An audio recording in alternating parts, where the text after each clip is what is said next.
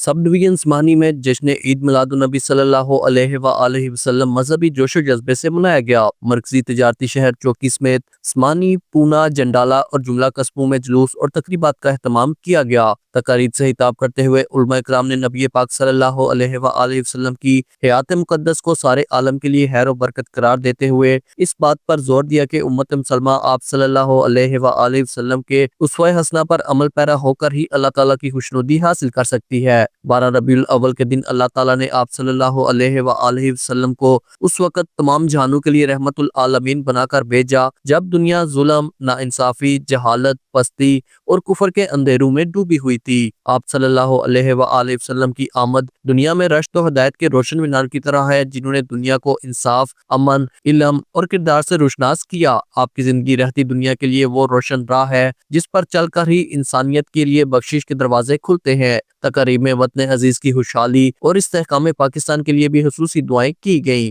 Kamran Khan, JK news, स्माहनी।